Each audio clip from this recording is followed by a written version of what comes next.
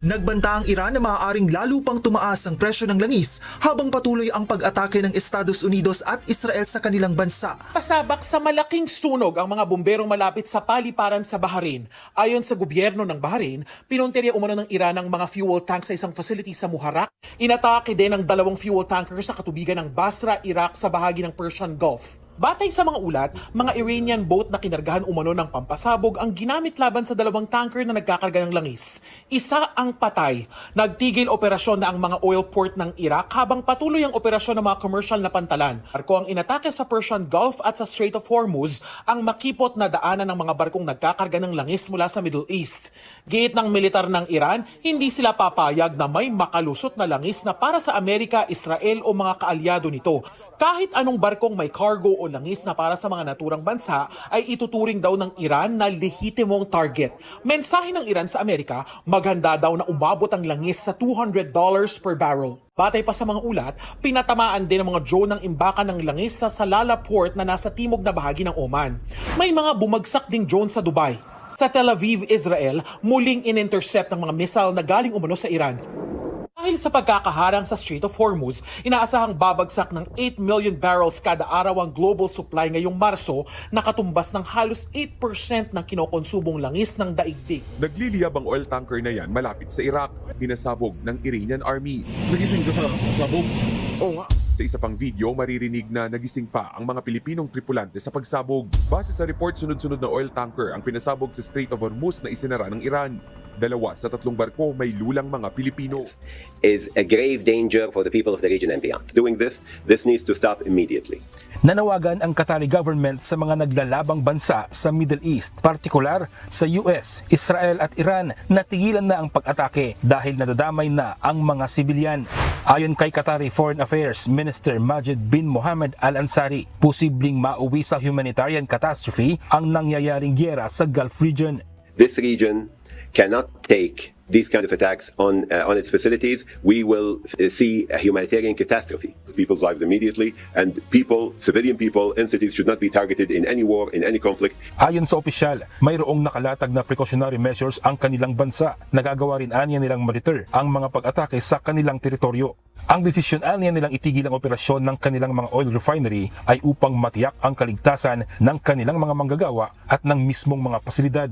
Kinundi na ng opisyal ang pag-target ng mga naglalabang panig sa mga energy installations dahil malaki ang magiging epekto nito hindi lamang sa Gulf region kundi sa buong daigdig. Bunsod nito, nanawagan si Qatari Foreign Minister Majid Al Ansari sa lahat ng mga bansa na magtulungan upang matigil ng sigalot sa gitnang silangan at maiwasan na ang maraming buhay na mawala at mga pasilidad na masisira. Nagbanta ang Iran na maaaring lalo pang tumaas ang presyo ng langis habang patuloy ang pag-atake ng Estados Unidos at Israel sa kanilang bansa. Ayon kay Ebrahim Solfakari, tagapagsalita ng Iran Military Command, posibleng lumobo ang presyo ng krudo sa pandaigdigang merkado kung lalala pa ang sigalot sa rehiyon. هرچه سریعتر آمریکای جنایتکار و رژیم وحشی صهیونیستی را از چنین اقدامات بزدلانه ضد بشری برحذر دارند. بیش از بشکه‌ای $200 را دارید این بازی را ادامه دهید. Sa gitna ng tensyon, 3 panibagong barko ang tinamaan ng mga hindi patukoy na projectile sa Strait of Hormuz. Kabilang sa mga nasira, ang isang Thai flag bulk vessel na tinamaan ng 2 projectile na nagdulot ng sunog sa engine room at nag-iwan ng 3 crew member na nawawala. 2 pang barko kabilang ang isang Japan flag container ship at isang Marshall Islands flag bulk carrier ang nagtamuri ng pinsala bagamat ligtas ang mga crew. Dahil sa mga pag-atake, halos napahinto na ang paglalayag ng mga oil tanker sa naturang karagatan at daan-daang mga barko ang nakaangkla habang naghihintay na humupa ang sitwasyon. Nangako ng paghihiganti ang bagong Supreme Leader ng Iran na si Mojtaba Khamenei sa kanyang unang pahayag matapos maluklok sa kapangyarihan. Ayon sa mensaheng binasa sa state television ng Iran, hindi umano titigil ang bansa hanggang hindi na ipaghihiganti ang mga nasawi sa mga pag-atake ng United States at Israel. Ipinahayag din ni Khamenei na patuloy na ipagtatanggol ng Iran ang sarili at handa itong harapin ng mga susunod pang hamon sa digmaan. Nagpasalamat din siya sa military ng Iran na ani ay nagpapatatag sa bansa sa gitna ng mga pag-atake. Ayon kay Khamenei, malaking papel ang ginagampanan ng mga sundalo sa pagpigil na mapasailalim o bahati ang Iran habang patuloy na pinupuntirya ng mga pag-atake ang bansa. Kasabay nito, nanawagan din siya ng pagkakaisa sa mga mamamayan ng Iran. Binigyang diin niya na sa gitna ng digmaan at pressure mula sa ibang bansa, kailangang magkaisa ang mga Iranian upang ipagtanggol ang kanilang bansa. Sa Bahrain naman, nasunog ang oil refinery roon dahil rin sa Iranian missile. Tinarget din ng Iran ang Israel Embassy roon pero nasangga ito. Lumiyab din ang Ali Al-Salem Air Base sa Kuwait. Pinuntirya yan ng Iran dahil ginagamit itong base militar ng Amerika. Halos magdamag umalingaw-ngaw ang mga sirena roon. Hudyat na sinasangga ang mga missile na pumapasok sa bansa. Sa West Bank naman, nagmistulang mga bulalakaw ang mga namataang missile. Papunta yan sa Israel na target ng Iran. Pero kita rin sa video kung paano ito tirahin pabalik ng Israel. Pero ang mga nakalusot, tumama sa ilang bahay sa Tel Aviv. Naglabas naman ng panibagong video ang Amerika sa ginawa nilang pambobomba sa Iranian drone carrier. Una na rin nilang ipinakita ang pagpapalubog sa Iranian warship na nasa baybayin ng Sri Lanka. Higit 80 ang nasawi riyan. Tumulong ang Sri Lankan government sa pag-recover ng mga nasawi. Ayon sa Israeli Army, 60% ng Iranian missile launcher ang nasira na sa operasyon. Sa kabila niyan, patuloy nilang binobomba ang Iran. Gayon din ang Lebanon kung nasaan ang militanteng grupong Hezbollah. Magbibigay naman ng tulong ang France sa Lebanese Armed Forces ng armored transport vehicles para sa humanitarian aid.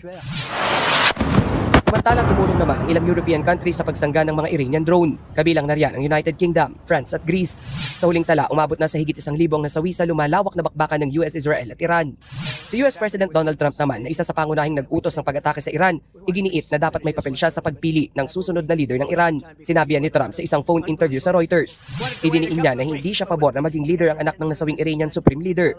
Sa isang interview, sinabi pa ni Trump na gusto na niyang matapos ang sigalot sa Iran dahil meron na siyang sunod na target na bansa. But what's happening with Cuba is amazing, and we think that we want to finish this one first. Una nang inatake ng Amerika ang Venezuela bago ang Iran dahil umano sa drug cartel doon.